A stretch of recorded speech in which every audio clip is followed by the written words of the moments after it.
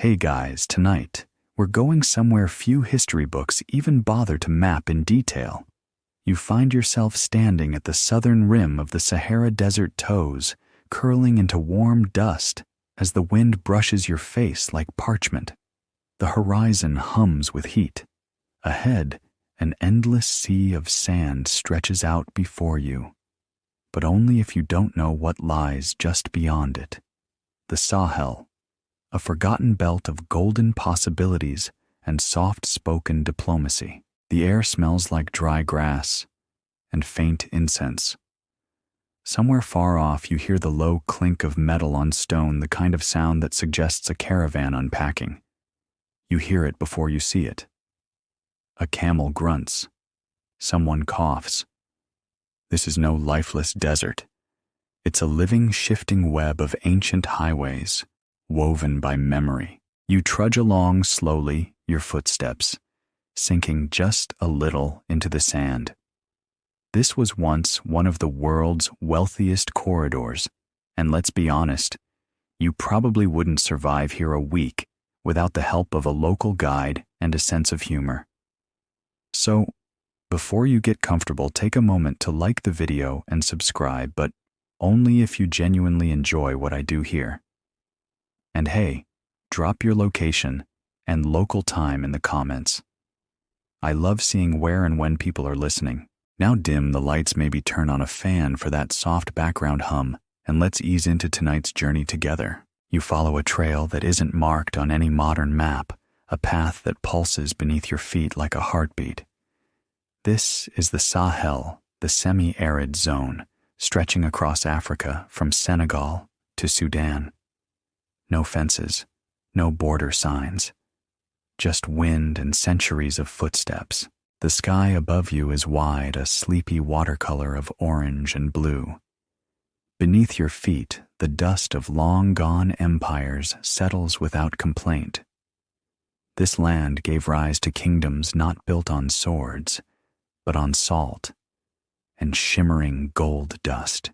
You reach a small cluster of huts woven from straw packed with red clay. Smoke curls lazily from one of them. It smells like spiced millet stew. This place could be from 200 years ago, or just last week. Time here moves differently. Historians still argue whether the Sahel's first great empire, ancient Ghana, not to be confused with the modern country, emerged from Berber traders pushing south, or from homegrown genius alone. Either way, by the 6th century, a booming trade network stretched through these lands, centuries before most European knights learned to use a fork. You crouch near a well, its stone rim worn smooth from 1,000 hands, some of those stones imported from hundreds of miles away. Even before compasses or carts, people here traveled with nothing more than sun smell and stories. No GPS needed, just goatskin sandals and deep memory. Don't picture a quiet, lonely world, though. In the Sahel, life buzzed. Markets were full of women calling out prices for cola nuts. Children chased each other through dust clouds. And griots, the oral historians, sat beneath trees, spinning tales passed down from great-grandmothers to granddaughters. Straight facts. Well, mostly. Truth here always had a bit of flair. You walk farther. Someone hands you a bundle of crushed leaves, bitter and green. When steeped into tea, it calms the stomach. You accept it gratefully, no price asked. Generosity was currency too. Imagine a map not on paper, but in your head, made of smells, hills, shadows, and stars. This was how travelers moved, memorizing the rhythm of the earth. No roads, no signs, only instinct. But this wasn't paradise. Lions prowled the brush. Bandits sometimes ambushed caravans. And snakes. Oh, plenty of snakes. You spot one now half asleep beneath a rock, its scales glinting silver under moonlight. Beautiful and silent. A reminder step carefully. Now the stars are out, one especially bright, maybe Sirius. The same star ancient navigators once followed. You lie back, feeling the day's heat slip away. As night folds in like a soft blanket, you think about the name Sahel. In Arabic, it means shore, as if this dry stretch of land were the beach of the great desert sea. A poetic image, and not far from the truth. For centuries, this shore welcomed not waves, but wealth. Salt from Tagaza, gold from Bambuk, and stories from across continents carried on calloused feet and patient camels. You overhear a curious bit of folklore. Some say gold dust should never be seen by moonlight, it draws bad spirits. Better to trade it at dawn when the sun makes it gleam. And the spirits are still yawning. You shift slightly in the sand, imagining yourself as one of those traders. No email, no banks, just a pouch of salt worth more than a horse. And as you drift, you begin to feel what they must have felt, the quiet thrill of being a thread in a massive golden tapestry, woven by hand, by hoof, and by hope. You wake just before dawn, the air still cool, the stars beginning to fade. Somewhere behind a dune, a rooster crows a borrowed habit from a nearby village that hasn't yet forgotten the rhythm of farming seasons. You rise, brushing red dust from your cloak, and begin walking again eastward now toward a city that once glittered with power, though most of the world today has never heard its name. Kumbisale. It rolls off the tongue like a secret.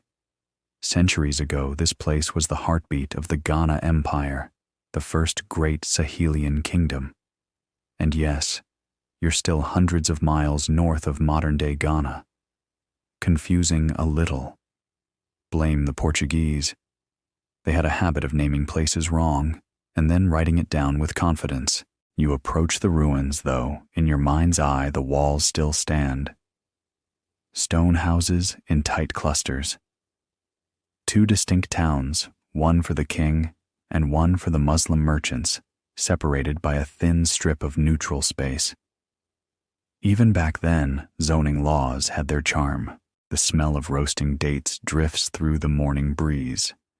In a stall nearby, a woman ladles out warm porridge millet with crushed groundnuts and a drop of honey. You take a sip, sweet, earthy, comforting. Breakfast in the Sahel. You wander through Kumbisale, marveling at the contrast.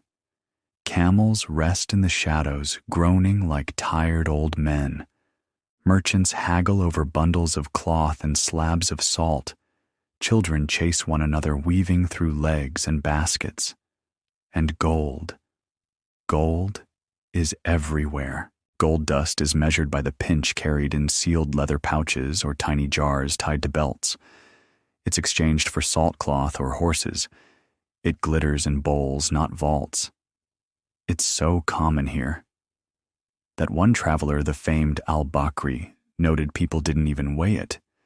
They just eyeballed it like measuring sugar for tea. Historians still argue whether Ghana's kings hoarded all the gold nuggets, allowing only dust to circulate, or if that's just a legend told by jealous foreign scribes. Either way, the system worked. The empire grew rich. You sit in the shade of a market tent. A griot begins a quiet song, his voice soft, his fingers gently tapping a kora, the traditional harp lute. The melody loops slow and warm as he sings of kings who walked barefoot on gold and traders who crossed the desert with only the stars as their guide. And then you notice it's something easy to miss: the diplomacy. This wasn't just a market. It was a performance. A language of nods, silences, and gift-giving. You didn't just buy salt, you respected the person selling it. You didn't demand a price, you hinted, waited, listened. Deals here were sealed with proverbs, not paperwork. The king, known as the Ghana, a title rather than a name, rarely spoke directly. He sat behind a veil adorned in silk and gold, his words relayed through interpreters and drummers. It wasn't about mystery, it was about ritual. Every move had meaning. Every silence had weight. You pass a man carefully drawing shapes in the dust maps, perhaps, or prayers. You ask what he's doing. He smiles, shrugs, and says, "I'm asking the ground if it remembers." He's only half joking. Another man explains how disputes were settled, not with trials, but with hot irons. You had to lick it or carry it or touch it. If you didn't blister, you were innocent.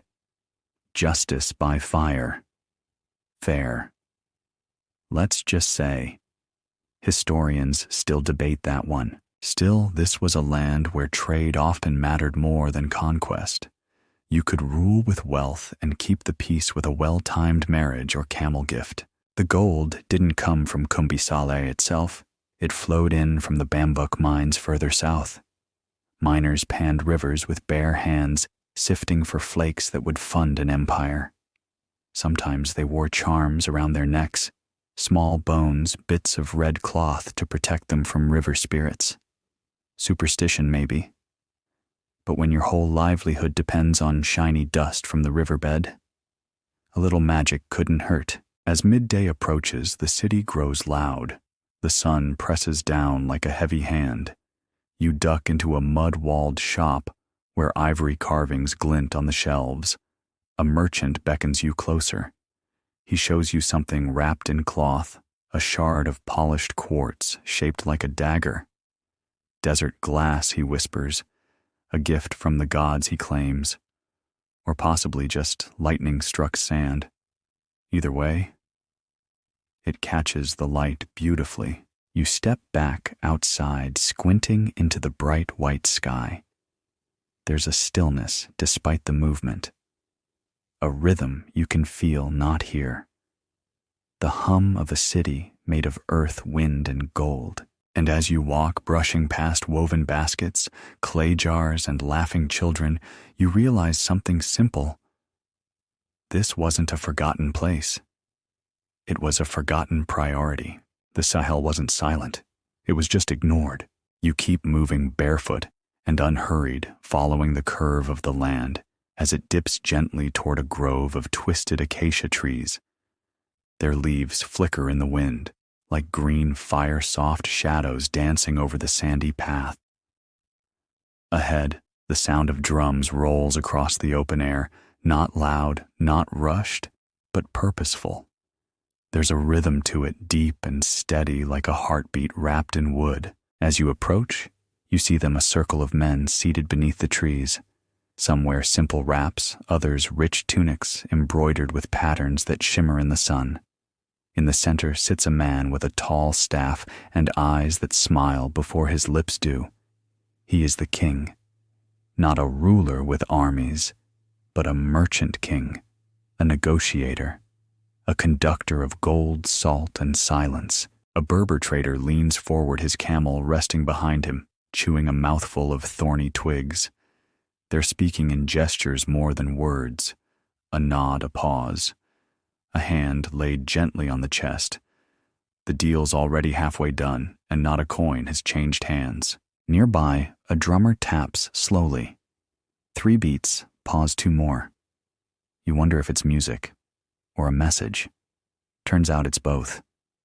In this world, drums don't just entertain, they communicate. Different rhythms mean different things. One pattern calls the elders. Another warns of danger.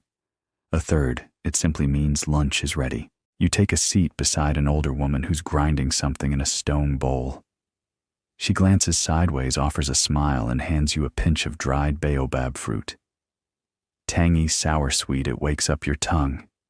You nod politely, and she returns to her task, humming under her breath. Historians still argue whether these kings held centralized power like European monarchs, or if they were more like CEOs of sprawling family businesses. What's clear, though, is that they didn't govern with swords, they governed with trade. And trade here wasn't just about goods.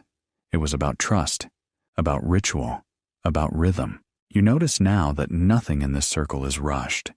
The traders don't bark orders. No one interrupts. Even the camels chew like they're meditating. In this culture, Impatience is suspicious. If you speak too quickly, you might be hiding something. If you push too hard, maybe your salt isn't pure, or your gold's been watered down with brass shavings. Yes, even gold dust could be faked, and yes, people did try. One fringe tidbit that floats around the fire tonight: some traders used to flavor their greetings with coded compliments. Say a man's sandals were well-traveled, you meant he drove a hard bargain. Say his water jug was well-sealed, you were calling him discreet or tight-lipped, or both. You ask someone how many languages are spoken here. He grins and shrugs. Enough, he says. Enough to trade to joke to sing. And sing they do. The griots begin again this time with a song that tells of a camel that crossed the desert backward, just to win a bet. You're not sure if it's true. Nobody is. That's part of the fun. The sun moves west, casting long shadows. A young boy refills clay cups with water, careful not to spill a drop. Even water is sacred here, pulled from a deep well, cooled by time and prayer. It tastes like stone sky and memory. The king rises staff in hand. He speaks now not to command, but to bless. A few quiet words and the circle responds with a low hum. The kind of sound that settles in your chest and stays there. You walk again slower now. Something about the rhythm of this place gets into your bones. Even your breath sinks to it. You remember that earlier phrase, the one about drums being language. Now you feel it.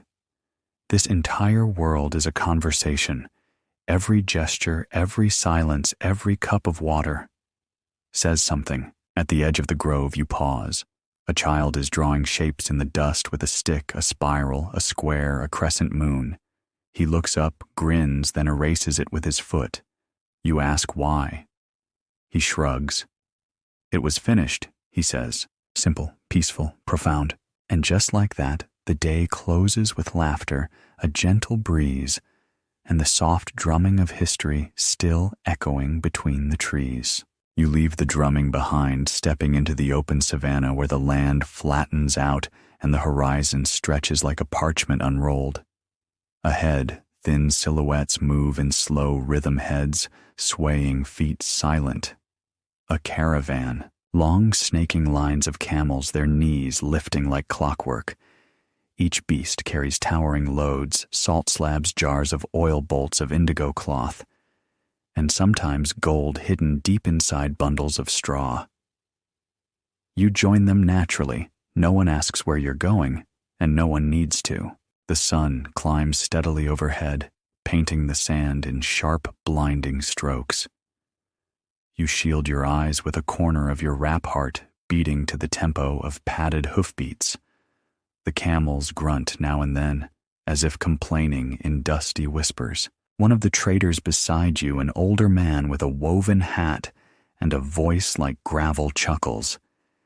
You know he says a caravan isn't fast, but it never forgets. You nod, unsure if that's wisdom or just a poetic way of saying don't ask when we'll get there. He offers you a date, sticky sweet, filled with an almond. Then he points toward the sky. They're barely visible. A lone bird circles an eagle, perhaps. The desert's weather forecast. These travelers have their own GPS. They follow stars at night, the position of the sun by day, but also strangely scent. Some swear they can smell distant oases. Others rely on memory, the angle of dunes, the way wind carves ridges, the whisper of grass in the distance. Historians still argue whether these trans-Saharan routes were developed purely through trial and error, or inherited knowledge passed in song, gesture, and bone carvings. What's clear is this: no one survived long out here without community. Or camels. Ah, yes, the camels. Let's talk about them. They look goofy. They groan like old doors. They spit when annoyed. But they're brilliant. They can go 10 days without water. Their feet don't sink in sand. And their eyelashes long enough to block out sandstorms. One quirky tidbit: some camel owners paint tiny designs on their camels' legs, not for beauty, but to identify them from behind. Camels, it turns out, all look pretty similar when you're chasing one that's wandered off with your cargo, as the afternoon burns on the caravan stops all at once as if by instinct. Camels kneel. People unload blankets and squat in the little shade they find. Someone passes around a shared water bag, the leather cool, the water warm, but refreshing. You sip and sigh. It's not cold, but somehow it still revives you. A younger boy hands you a chunk of salt, rough white crystalline. He says, "This will buy me shoes." You laugh, thinking he's exaggerating. But he's not. Salt in these times could be traded ounce for ounce with gold. You rest under a thorn tree, its bark gray, its thorns fierce. Around you, traders sleep in sitting positions, arms crossed, heads tilted. The wind hums. You notice something odd. No one speaks loudly. In fact, it's silent. Even in motion, there's a hush, like everyone's agreed not to wake the land. One of the women, wrapped head to toe in indigo-dyed cloth, walks past with a clay pot balanced perfectly on her head, her back straight steps measured. She's humming, a tune as old as footsteps. You ask how much farther. A man just smiles and says, "You'll know when the air changes." You blink. The air. But as the sun dips, you do feel it. Cooler, moister, and yes, sweeter. Somewhere nearby, a hidden water source breathes beneath the sand. The camels begin to stir. You rise with them, moving again toward that change in the wind. And as the stars return, glittering in their old patterns, you walk in silence, thinking about how much we've lost and forgetting how to feel our way forward. Night folds over the dunes, not like a switch flipped, but like a warm blanket slowly unfurling. You walk with the caravan in near darkness, now the moon, your only companion, casting pale silver across the sand. Footsteps press softly, rhythmically, and yet the silence feels full of memory, full of intention. And just ahead, the faint glow of firelight. You arrive at a settlement. Not a city, not quite a village, more like an outpost stitched together by trade. Huts of baked mud, woven mats rolled out like rugs over sand, and in the middle, a market. But unlike any you've seen before, here people move quietly, lips sealed, gestures subtle. This is the silent market, a diplomatic ballet performed daily in Timbuktu and cities like it. And yes, it's as strange and strangely beautiful as it sounds. You pause at the edge, watching. One trader, tall, robed face covered in cloth, walks up to a mat. On it lies a bar of salt. He places a bag of gold dust beside it, and then walks away. A moment later, the seller appears. He inspects the gold. No words, no nods, just a long pause.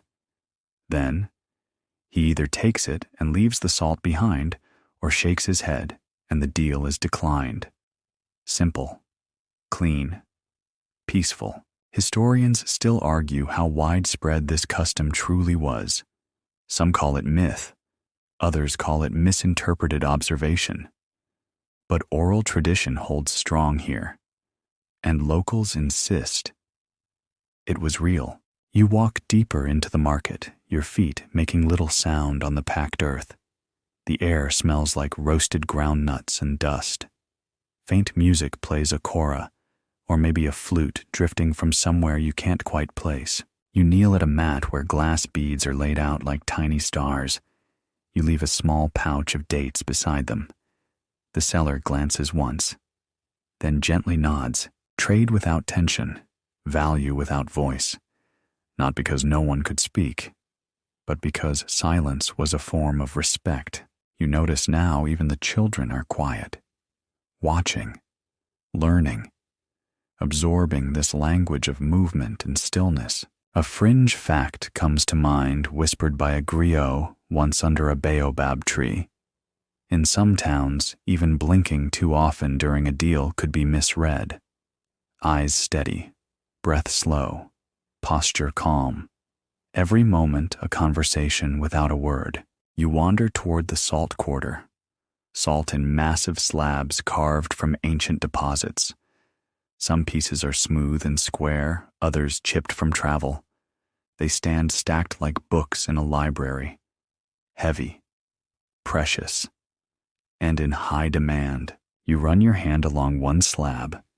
Cool, rough, covered in tiny scratches from knives and rope.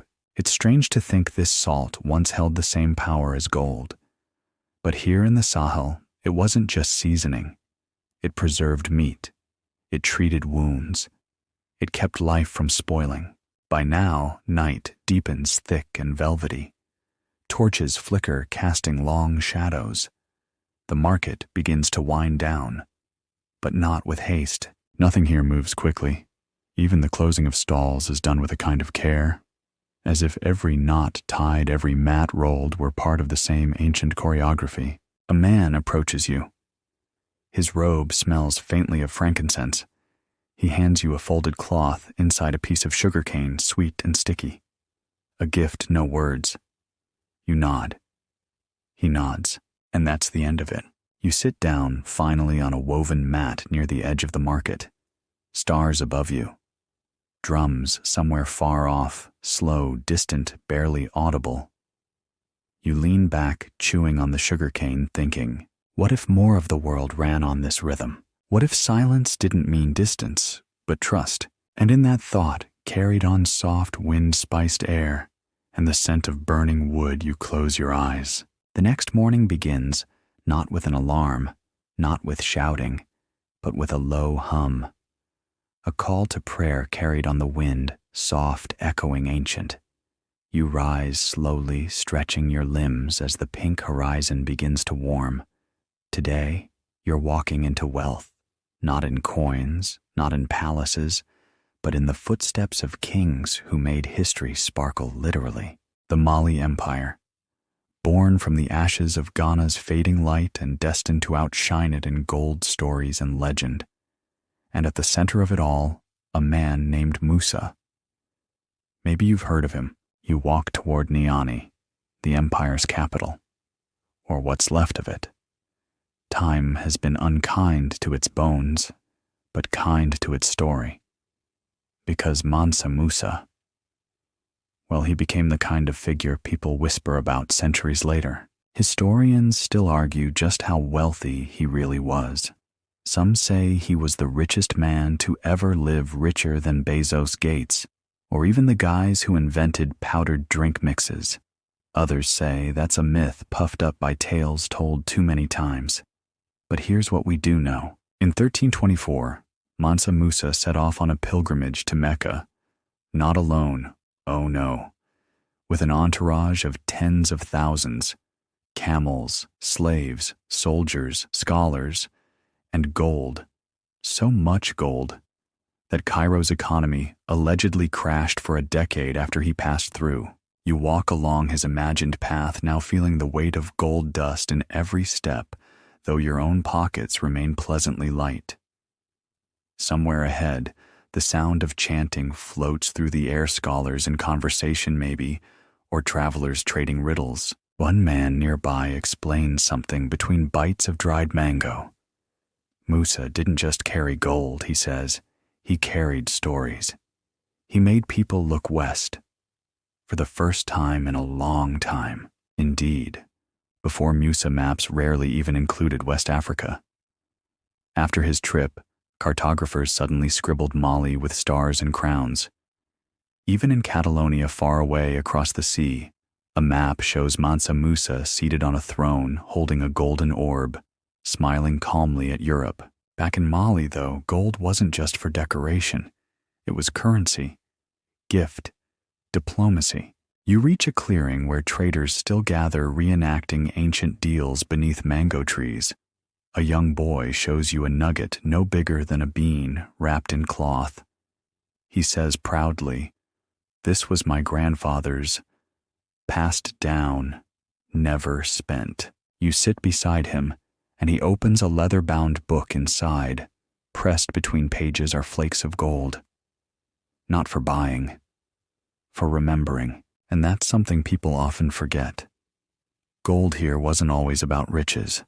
It was memory, heritage, the shimmer of stories passed down in dust. One fringe tidbit floats by, carried in a hushed voice by an old merchant. Some believed gold could sing, not aloud, but spiritually. Hold it long enough, and it would hum with the energy of those who once owned it. You try it, palm open, one flake resting there, catching the sun. It doesn't hum, but your heart does. Just a little. Musa, they say, built mosques in every town he stopped in. He offered gold, not to show off, but to open doors, to spread education, to form alliances, to leave footprints deeper than the sand. You pass a school now, or what's left of one, a line of stones, a crumbling arch. But someone's drawn script across the ruins. Arabic may be etched in with care. Even ruin has reverence here. Mali's wealth wasn't just physical. It was intellectual. It flowed in conversation and poetry, in the rhythm of scholars debating under trees. But the gold, oh, the gold still shimmered, worn in tiny earrings, pounded into plates, sprinkled as tribute. You ask an old woman what Musa would do today if he returned. She laughs. He'd probably buy TikTok. You both laugh, though neither of you really know what that is. The moment is perfect. As the sun sets, the land glows again, not with gold, but with the echo of what gold once did.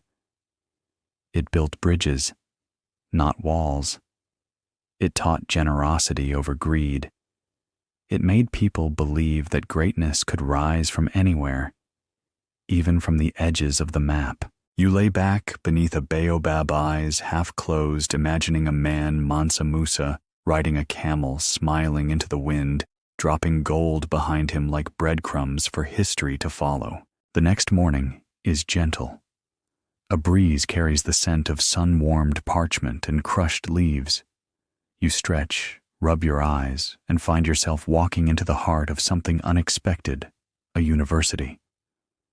But not the kind with parking lots or vending machines. No, this is the University of Sankore. You wouldn't recognize it as a campus. No big glass buildings, no lanyards. Instead, mud brick walls, soft domes shaped like upside-down bowls, and doorways just big enough to duck through. But make no mistake, this place pulsed with intellect. For centuries, you step inside one of the courtyards where rows of students, some as young as 10, others bearded and stern, sit on mats. No desks, no chalkboards, just scrolls. Goatskin parchment covered in ink that smells faintly of tree sap and smoke. They're not memorizing trivia. They're debating astronomy, geometry, philosophy, law, and yes, theology. Their teacher, wrapped in layered robes, reads slowly from a battered manuscript. His voice is deep, warm, like molasses stirred with a stick. He doesn't lecture. He questions. And when a student answers well, he smiles with his eyes. And nothing more. Historians still argue how many manuscripts once filled Timbuktu. Some say 100,000, others insist over 500,000. Stored in libraries, private homes, passed down through families like heirlooms. A treasure trove of thought. Right there, in the middle of the Sahel, one quirky tradition. Some scribes, afraid their work would be stolen, scribbled tiny curses at the bottom of pages. Things like, "May scorpions nest in your shoes if you steal this book." Not exactly academic, but oddly effective. You sit beside a student, his hand stained with ink, his scroll unrolling across his lap. He looks up, eyes bright, and says, "Do you want to see Saturn?" You blink, then realize he's pointing not at the sky, but at a diagram. a delicate map of planets drawn with charcoal and gold dust. Yes, gold dust, used not for wealth, but for learning, to highlight the orbits, to illuminate the heavens. You ask how he knows all this. He shrugs. I listened, I copied, I asked questions, and sometimes I dreamed. You pause at that.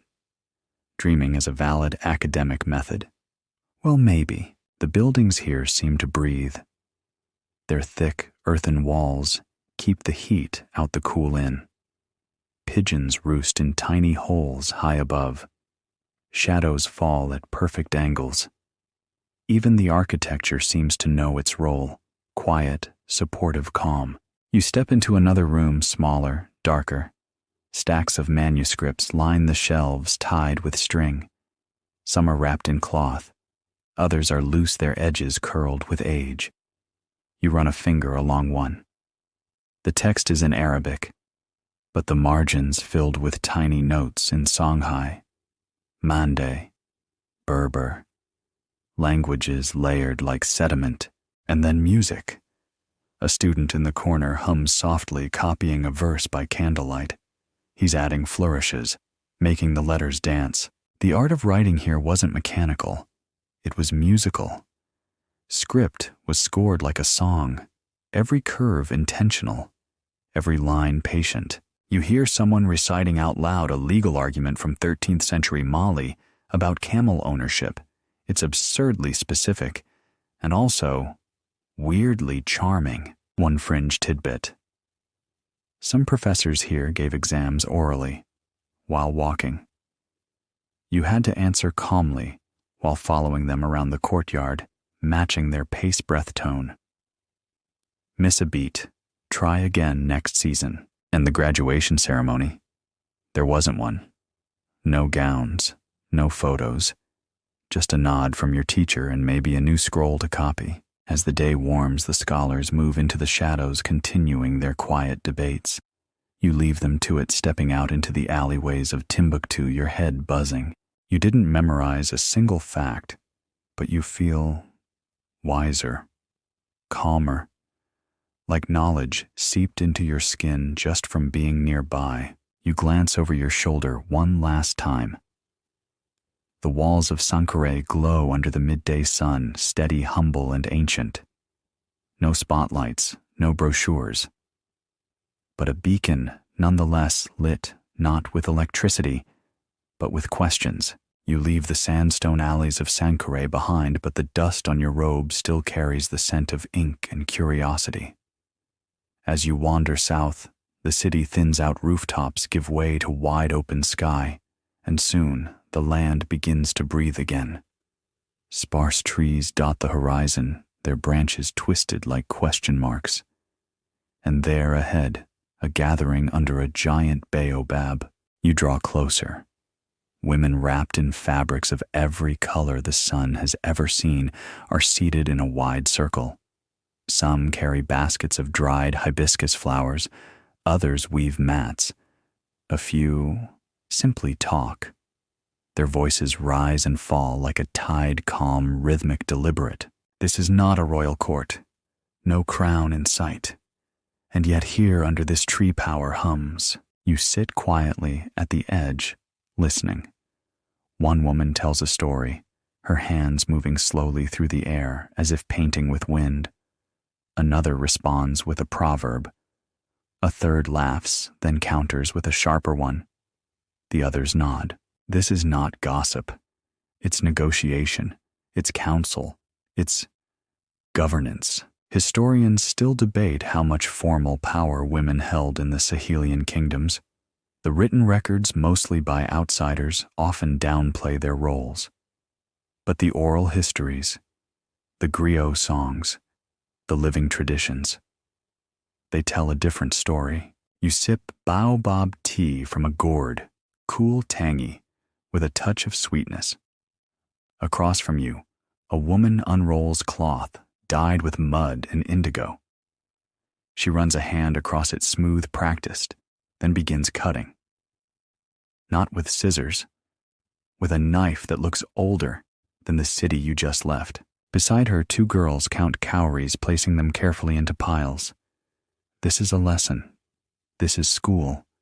And she, the tailor, the teacher, the banker, all in one. One fringe tidbit floats by. Some say in older Songhai households, women kept the gold dust hidden in hollowed-out calabash gourds buried beneath the sleeping mat. Not for secrecy, but for safety. They were the ones who guarded the future. You walk slowly among them, careful not to interrupt. One woman is spinning cotton. Another is painting symbols onto clay pots. Each pattern, she says, represents a story, a family, a warning, a prayer. You pause near a young mother nursing a child. She doesn't look up, but she hums soft and low, and somehow the baby begins to smile in its sleep. You realize in this moment that diplomacy here didn't happen only in palaces. It happened in kitchens, in courtyards, in songs whispered over cooking fires. A griot once said, "The woman holds the basket, but she also weaves the path." You didn't understand it then. Now, maybe you do. A trader arrives from a nearby town, dusty tired, carrying a pack of dried fish and honey cakes. He bows first to the eldest woman, not a formality, a habit, and she doesn't speak immediately. She waits, listens, then gives a single nod. Permission granted. He may sell here. You watch as transactions begin slow, careful. Not a single coin changes hands. It's all in cowries grain cloth and trust. You ask one of the younger women, barely older than a teenager, how prices are set. She smiles. By fairness, she says. And if that fails, by story. Story? She nods. Tell a good enough one, and sometimes the price goes down. By late afternoon, the sun settles into gold. Literally. The light now turns everything it touches into treasure skin cloth dust and the baobab itself. The women begin to hum again, this time together. A tune without words. You don't know what it means, but you don't need to. It holds you. Lulls you. You sit down again, this time in the shade.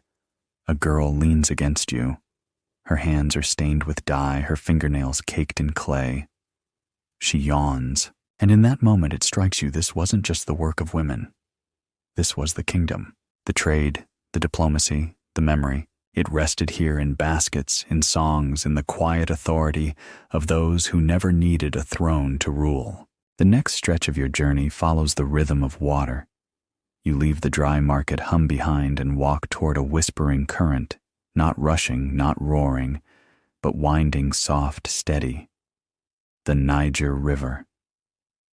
A long, snaking lifeline that pulses through the Sahel, like a gentle vein of movement. You find a wooden canoe waiting at the shore. Painted in faded reds and yellows, its bow curves upward like a question mark. A man with a wide grin and a paddle motions for you to climb aboard. You do. And just like that, you're floating. The water slaps the wood in a sleepy rhythm. Villages blur past, dotting the shore like beads on a long necklace. Women kneel by the bank, washing clothes in time with the current. Children wave from tree limbs. Fishermen cast nets wide like throwing stories into the wind and hoping one sticks. Ahead lies Gao, former capital of the Songhai Empire, a place that once thrived on trade scholarship and perhaps a bit of swagger. Yes, if Ghana was gold and Mali was glory, Songhai was grit. The paddle dips in, rises out. You ask the boatman how far Gao is. He shrugs. Depends who's paddling, he says, and keeps paddling. Songhai rose not in defiance of Mali, but in its shadow. And it learned how to move goods faster, how to control more river ports, and how to outthink its rivals. You pass another canoe, this one carrying spices wrapped in leaves. The scent hits you first, cinnamon, cola nut, dried pepper, a floating pantry. Its driver gives you a lazy wave. Historians still argue about the true extent of Songhai's bureaucracy. Some say it was as organized as the Ottomans. Others believe it ran more like a village council with a really long to-do list. But either way, it worked. One fringe story tells of a Songhai general who ordered every bridge to be built with secret compartments for storing emergency scrolls, battle plans, trade agreements, love letters maybe. You arrive in Gao by dusk. The city glows not with gold, but with the reflection of lanterns in water.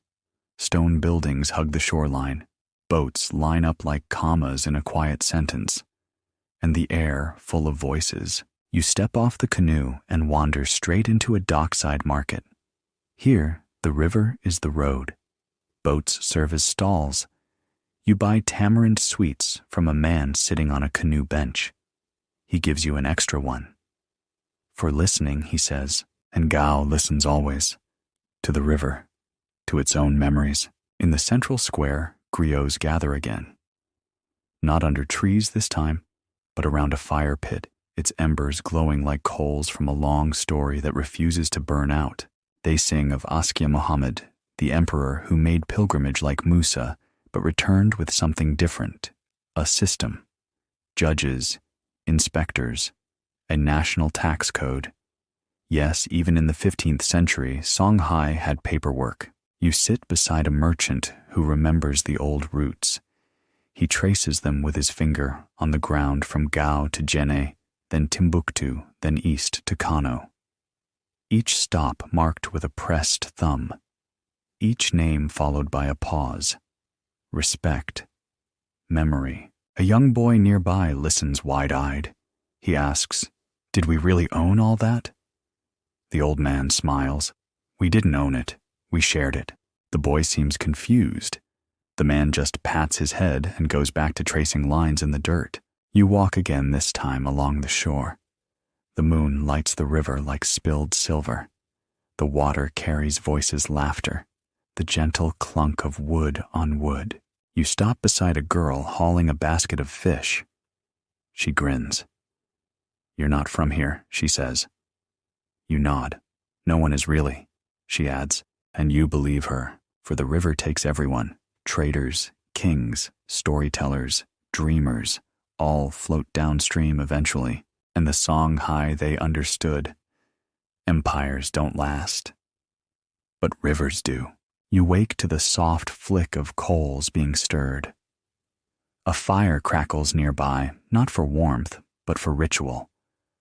A circle of people faces half-lit hands folded in their laps.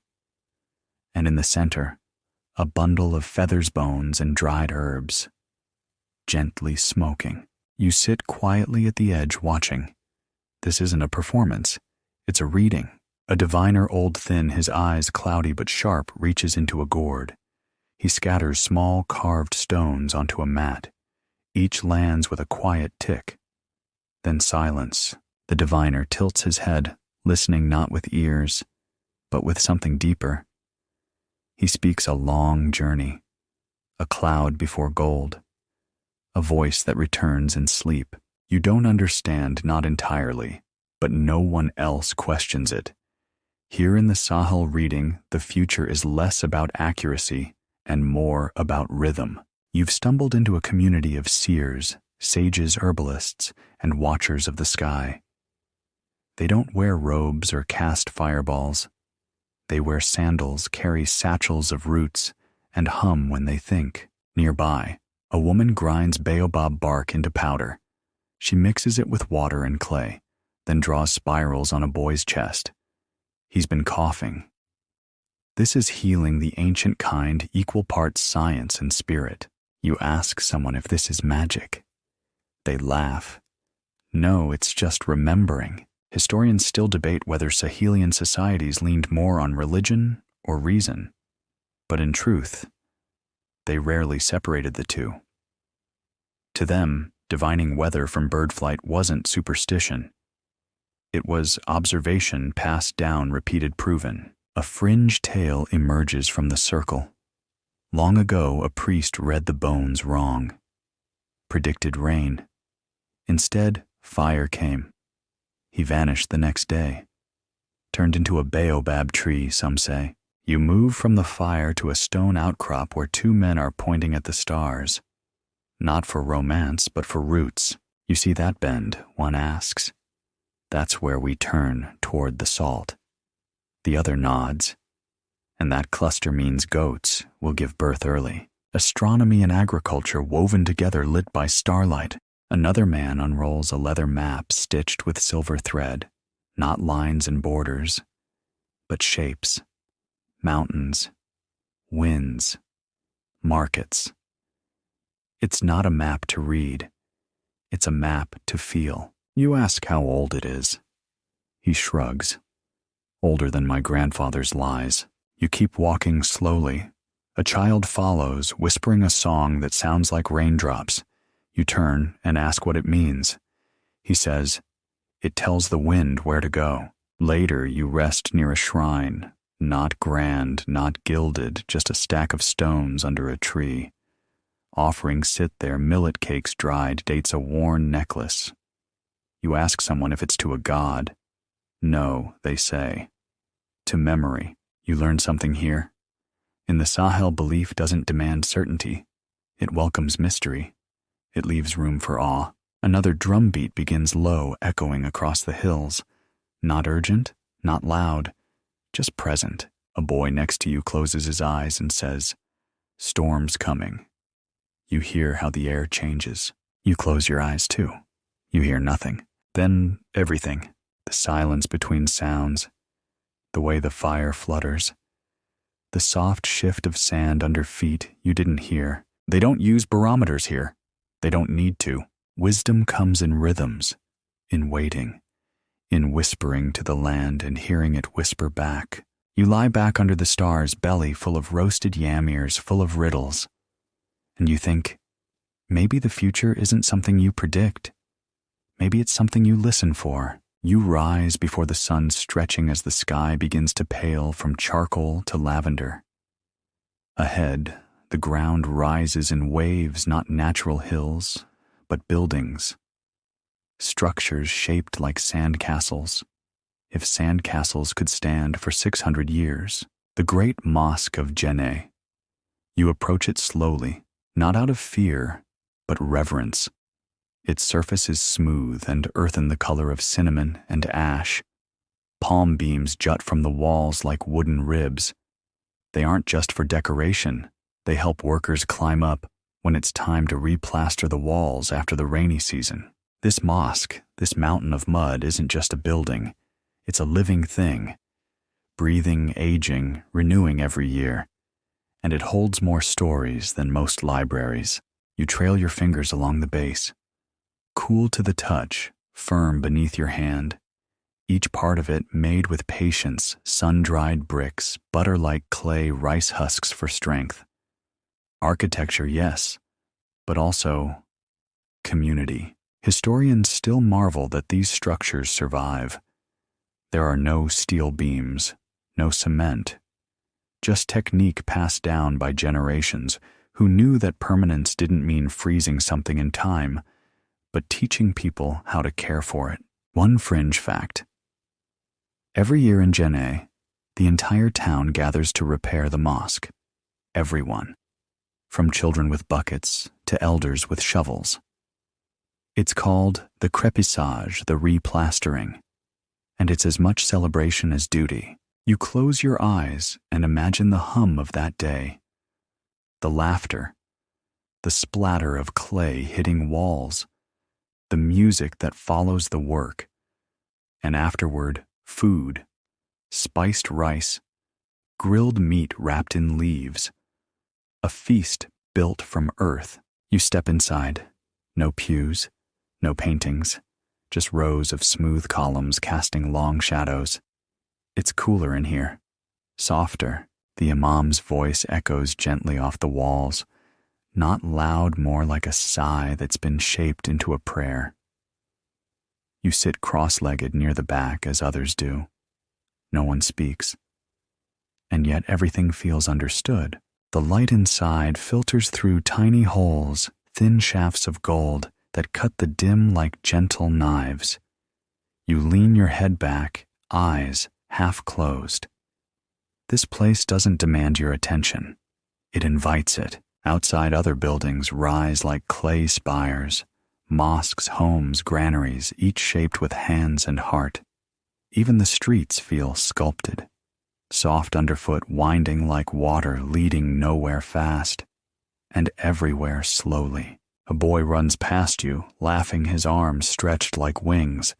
He's covered in streaks of mud. Someone yells after him, but not in anger. Just routine. In a side alley, a group of girls paint symbols onto walls, some geometric, others swirling.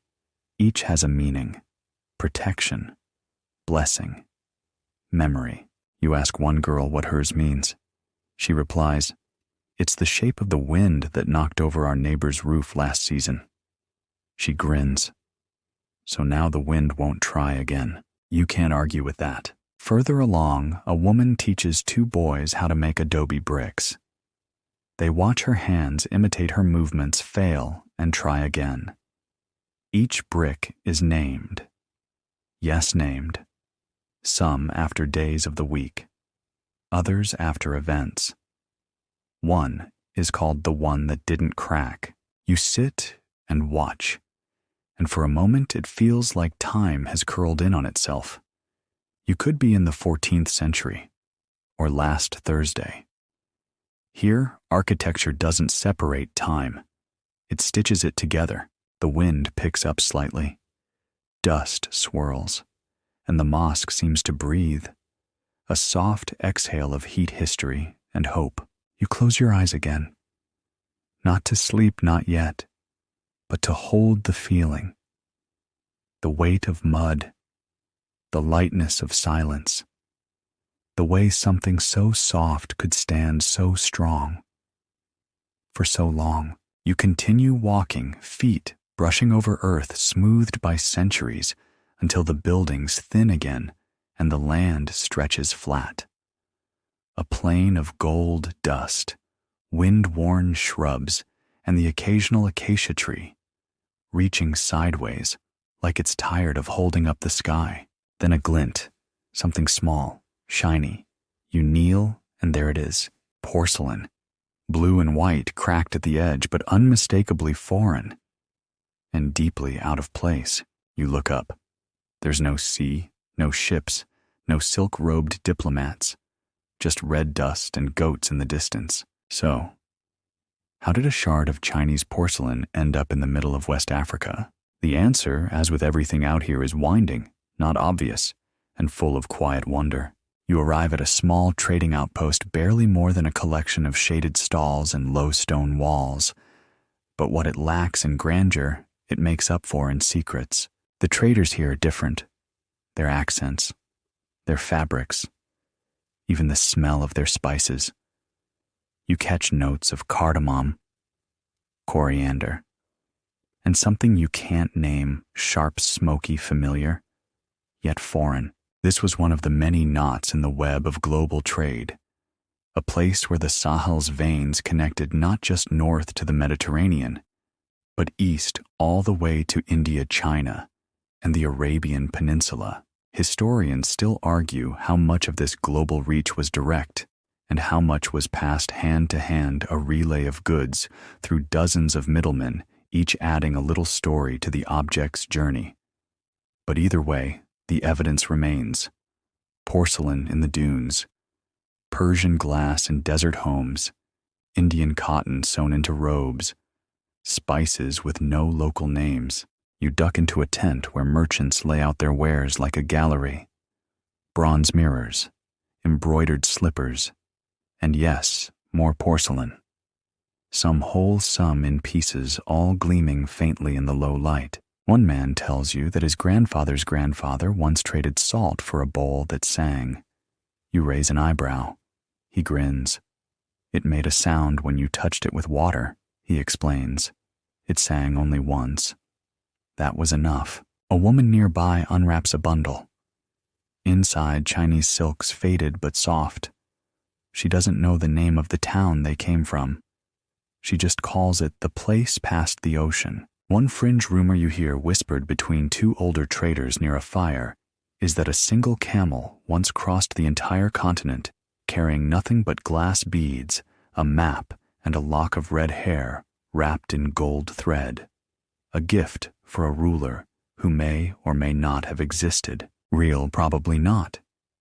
But then again, the porcelain's real. So is the silk.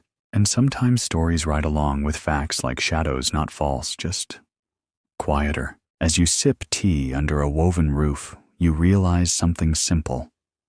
Trade wasn't just about stuff. It was about imagination. The people of the Sahel, many of whom never saw an ocean, still dreamed across them. They built economies on trust. They navigated borders by rumor. And they handled objects as if they carried breath. You get up, nod to your hosts, and walk again. This time the wind carries a different smell, salt again maybe, or the dried husks of foreign fruit. But with it, the faint metallic scent of gold. Not gold for kings, not gold for show, but gold that passed through many hands, picking up fingerprints and fingerprints of stories. You reach a ridge and look down at a campfire, a tent made from stitched-together sails, and a child playing with a shard of porcelain, not as treasure, but as a toy. She taps it against a rock. It doesn't break. She smiles, and you think some things travel the world to be seen. Others just want to be held. The wind changes, not a gust, not sudden, but a shift, as if the land has exhaled and now it's waiting. You walk slower now. The sky above you is wide, almost too wide. Clouds hang like forgotten linen. Everything feels heavier. You sense it before you see it. Ruins, not majestic, not romantic, just quiet. The kind of quiet that suggests something used to matter here. A lot. You descend into the remnants of a city walls, barely knee-high gates that no longer gate, and wells choked with sand. But in the middle, still upright, a single pillar of stone. And carved into it, names. Faint, worn smooth by centuries of wind, but names nonetheless. You run your fingers across them. Each groove holds a memory. Someone once stood here tall, strong, certain, now all gone. This is what remains of a fallen empire. Songhai collapsed not in a single blaze, but slowly, a fire with no smoke, a thread unraveling inch by inch. Historians still argue what brought it down. Some say it was the Moroccan invasion, gunpowder meeting sword. Others blame drought, bad trade winds, or a king who chose silence when he should have spoken. You hear the story of Askia Ishak II, a ruler with gold but no strategy. He watched his borders shrink like cloth in the rain until only pride was left. One fringe tale says that on the final night before Gao fell, a griot climbed the mosque steps and sang the entire empire's history. Backwards. No one knows why. Maybe to remind the gods. Maybe just to be the last voice recorded. You walk through the ruins. Bones don't litter the ground, but pottery shards do. Broken bowls, bead fragments, scraps of maps, the ordinary debris of greatness. You sit near what used to be a learning hall. A tree has grown through its foundation roots where books once rested. You wonder what it knows. A woman passes leading goats. She doesn't stop, doesn't look up. To her, this isn't a ruin. It's a shortcut, and maybe that's what ruins become. Not tombs, but paths. You ask a man sitting nearby why no one rebuilds here. He shrugs. Sometimes a house gets tired, he says. Let it rest. You smile. It makes sense. At the edge of the ruins, you find a stone basin half filled with sand. You scoop it away gently. At the bottom, a gold coin. Faintly etched, worn smooth. You don't take it. You leave it. Some things are better as echoes. You climb the ridge above the fallen city as the sun dips again. From here, you can see forever, or at least far enough to imagine it. The desert hums. The wind whispers. And the silence, it doesn't feel empty. It feels full. Like a pause in a story, not its end. Empires fall, not always in battle. Sometimes they simply forget to listen, to adapt, to breathe. But here, even in the crumble, something remains. Not in stone, not in crowns, but in footsteps, in song, in someone like you, standing quietly remembering. You leave the ruins behind, dust trailing from your heels like forgotten pages.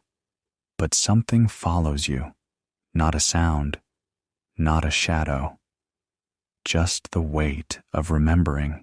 The land ahead changes again, not in shape, but in feeling. Wider, lonelier.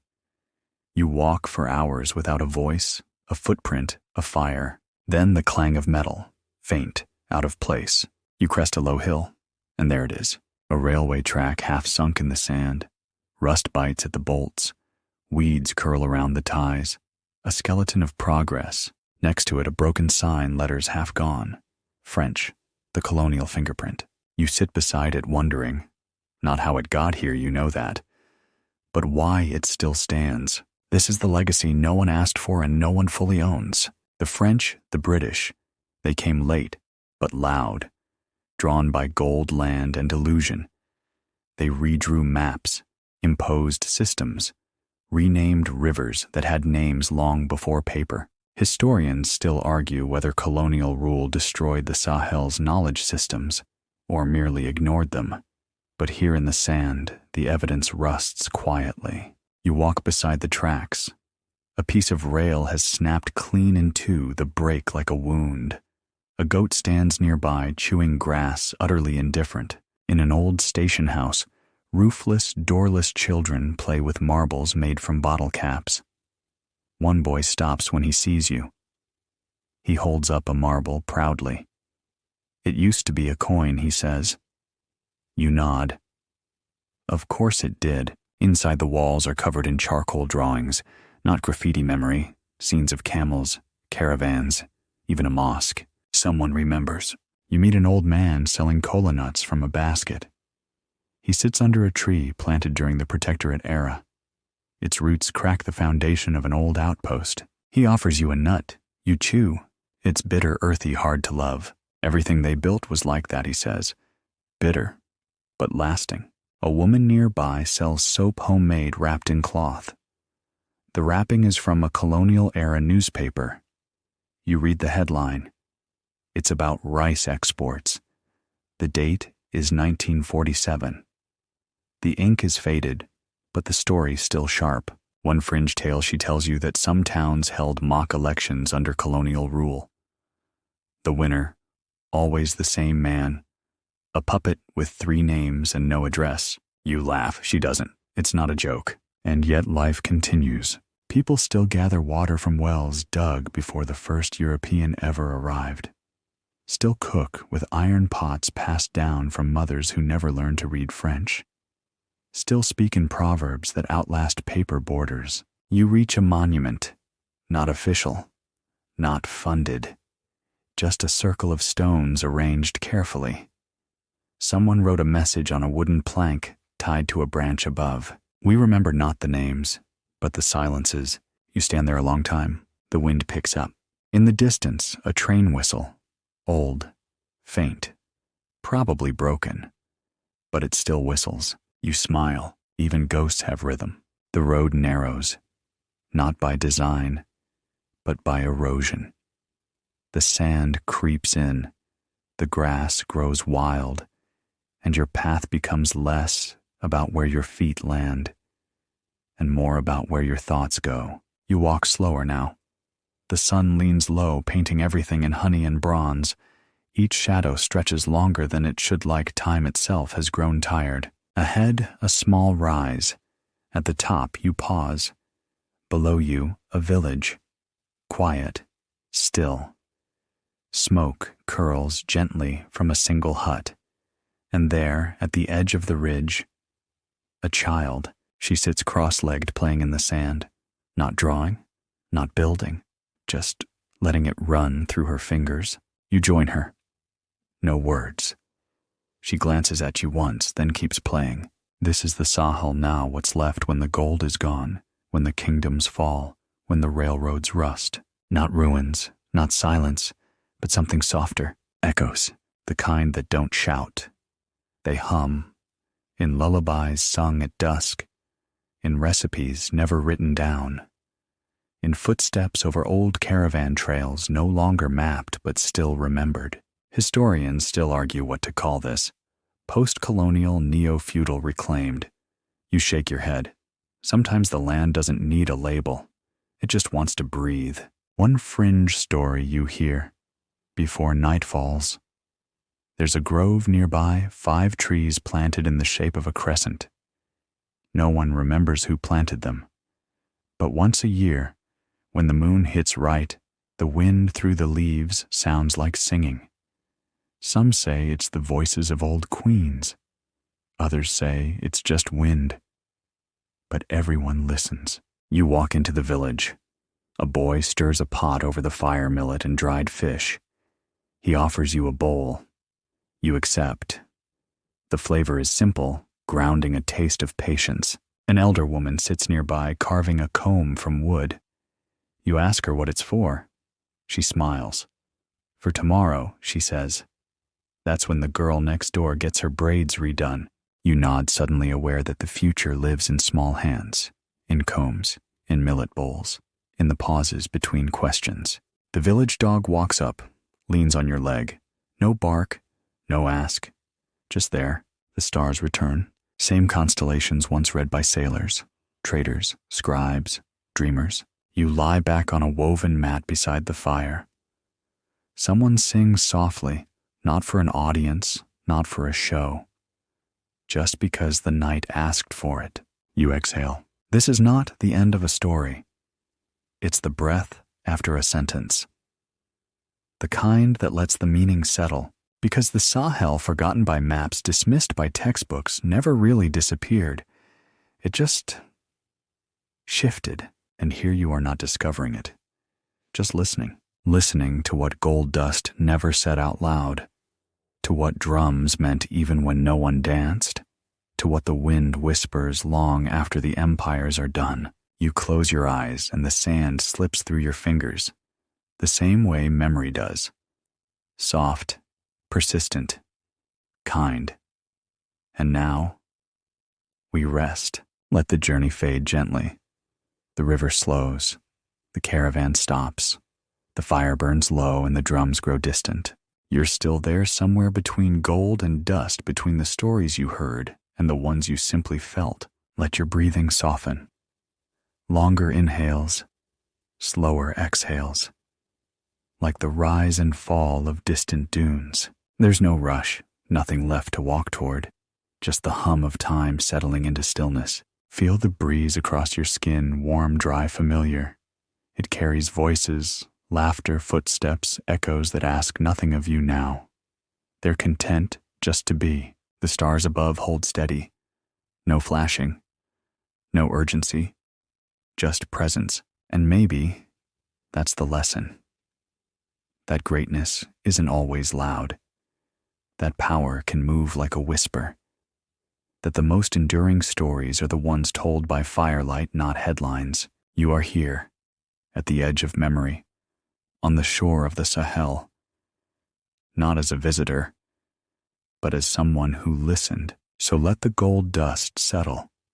Let the river carry the rest, and let your dreams walk slowly barefoot under stars that do not hurry.